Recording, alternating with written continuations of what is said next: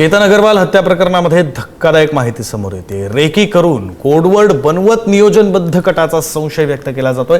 सियाचा इशारा ओळखून प्रियकरानं डाव साधला। सियानं कोड लँग्वेजद्वारे प्रियकराला मार्गदर्शन केलं। सियाच्या कोडवर्ड नंतर प्रियकर चेतननं केतनचा घात केला। एखाद्या सस्पेन्स क्राईम थ्रिलर चित्रपटाला देखील लाजवेल अशा पद्धतीनं त्यांनी प्लॅनिंग केलं।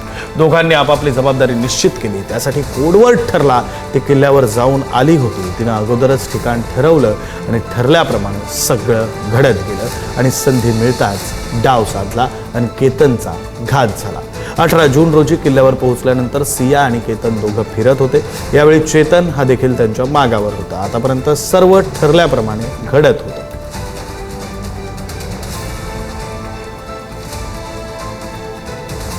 अगोदरच सिया आणि चेतन या दोघांनी नियोजन केलं होतं। सियानं केतनला ढकलून नेमकं कुठून ढकलायचं हे ठरवलं होतं आणि एवढंच नाही तर त्यांचा एक कोडवर्ड सुद्धा ठरला होता। आम्ही दोघं कड्यावर उभे असताना मी खाली बसेन, तोच तुझ्यासाठी इशारा असेल। मी खाली बसताच तू केतनला दरीत ढकलून द्यायचं।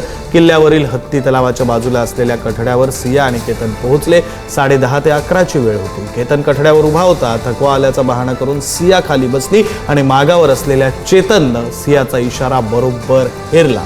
पाऊल वाटेवर बाजू घेण्याचा बहाणा करून चेतननं केतनला कठड्यावरून दरीत ढकलून दिलं। काही मिनिटात हा प्रकार घडल्यामुळे कोणाचंच त्याकडे लक्ष गेलं नाही। चेतन तिथून गायब झाला होता। सियानं मोठ्यानं आरडाओरडा करत ऊर बडवून घेत होणारा नवरा केतन कठड्यावरून खाली कोसळल्याचा डांगोरा पिटला। तिचा किल्ल्यावरील आक्रोश पाहून कोणालाच संशय आला नाही। त्यामुळे सुरुवातीला तो अपघात वाटला, मात्र तपासात असे काय धक्कादायक वास्तव समोर आलं की सर्वच जण सुन्न झाले।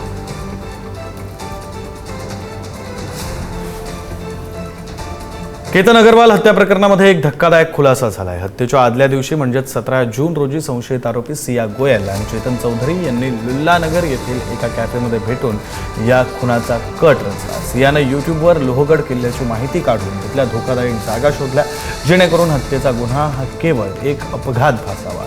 या नियोजनानुसार 18 जून रोजी त्यांनी केतनला लोहगडावरून ढकलून देऊन त्याचा खून केला।